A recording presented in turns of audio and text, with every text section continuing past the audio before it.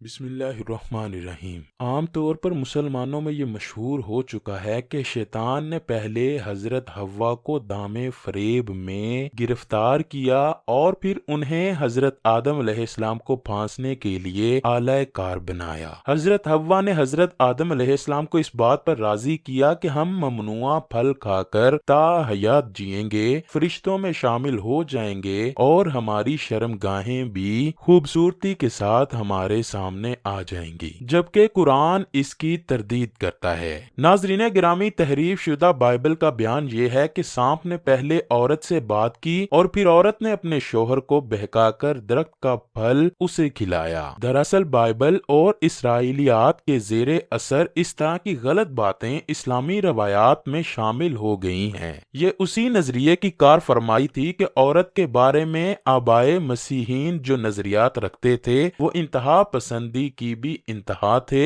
اور ساتھ ہی فطرت انسانی کے خلاف اعلان جنگ بھی۔ ان کا بنیادی نظریہ یہ تھا کہ عورت گناہ کی ماں اور بدی کی جڑ ہے، مرد کے لیے معصیت کی تحریک کا سرچشمہ اور جہنم کا دروازہ ہے۔ تمام انسانی مصائب کا آغاز حضرت حوا علیہ السلام کے بہکانے کے سبب سے ہی ہوا۔ اس کا عورت ہونا ہی اس کے شرمناک ہونے کے لیے کافی ہے، یعنی کہ عورت کو برائی کی جڑ ثابت کرنے کے لیے یہ بات مشہور کی گئی کہ حضرت حوا نے حضرت آدم علیہ السلام کو بہکایا۔ مسیحیت کے بڑے اور ابتدائی علماء سے ترتولیہ تھا جو عورت کے متعلق مسیحی تصور کو اس طرح بیان کرتا ہے: عورت شیطان کے آنے کا دروازہ ہے، وہ شجر ممنوعہ کی طرف لے جانے والی اور خدا کی تصویر مرد کو غارت کرنے والی ہے۔ ناظرین گرامی، دیکھا آپ نے کہ حضرت آدم علیہ السلام اور حضرت حوا کے قصے کے غلط استدلال نے عورت ذات کو کتنی پستی پر پہنچا دیا۔ اہل کتاب سے تو یہ شکوہ بیکار ہے، افسوس تو ان لوگوں پہ ہوتا ہے جو خود کو مسلم کہنے والے مفسرین ہیں، لیکن انہوں نے نہ صرف یہ من گڑت قصہ اسرائیلی روایات سے اخذ کر کے اسلامی روایات کا حصہ بنا دیا، بلکہ عورت کو بھی اس ذلیل مرتبے تک کھینچ لائے جہاں اہل کتاب عورت کو پہنچانا چاہتے تھے، اور وہ یہ سب بھول کر کرتے گئے کہ ان کے نبی حضرت محمد صلی اللہ علیہ وآلہ وسلم نے عورت کو کتنا بلند مقام عطا کیا، اور انہی عورتوں کی جنس سے حضرت آسیہ علیہ السلام زوجہ فرعون، مریم علیہ السلام والدہ عیسیٰ، امہات المؤمنین اور خاتون جنت حضرت سیدہ فاطمہ ہیں۔ دیکھنے کو تو یہ بہت چھوٹی سی غلطی معلوم ہوتی ہے، لیکن جن لوگوں کو معلوم ہے کہ حضرت حوا کے متعلق اس مشہور روایت نے دنیا میں عورت کے اخلاقی، قانونی اور معاشرتی مرتبے کو گرانے میں کتنا زبردست حصہ لیا ہے، وہی لوگ قرآن کے اس بیان کی حقیقی قدر و قیمت سمجھ سکتے ہیں۔ ناظرین گرامی، قرآن کے مطابق شیطان نے دونوں کو دھوکہ دیا اور دونوں اس سے دھوکہ کھا گئے۔ اللہ تعالیٰ سورہ اعراف آیت نمبر 20 تا 22 میں فرماتا ہے: تو شیطان دونوں کو بہکانے لگا تاکہ ان کی ستر کی چیزیں جو ان سے پوشیدہ تھیں کھول دے، اور کہنے لگا کہ تم کو تمہارے پروردگار نے اس درخت سے صرف اس لیے منع کیا کہ تم فرشتے نہ بن جاؤ یا ہمیشہ جیتے نہ رہو، اور ان سے قسم کھا کر کہا کہ میں تو تمہارا خیر خواہ ہوں۔ غرض مردود نے دھوکہ دے کر ان کو معصیت کی طرف کھینچ ہی لیا۔ جب انہوں نے اس درخت کے پھل کو کھا لیا، ان کی ستر کی چیزیں کھل گئیں اور وہ بہشت کے درختوں کے پتے توڑ توڑ کر اپنے اوپر چپکانے لگے اور ستر چھپانے لگے۔ تب ان کے پروردگار نے ان کو پکار کر کہا: کیا میں نے تم کو اس درخت کے پاس جانے سے منع نہیں کیا تھا اور بتا نہیں دیا تھا کہ شیطان تمہارا کھلم کھلا دشمن ہے؟ اسی طرح سورہ طٰہٰ میں قرآن شریف کا بیان ہے کہ تو شیطان نے ان کے دل میں وسوسہ ڈالا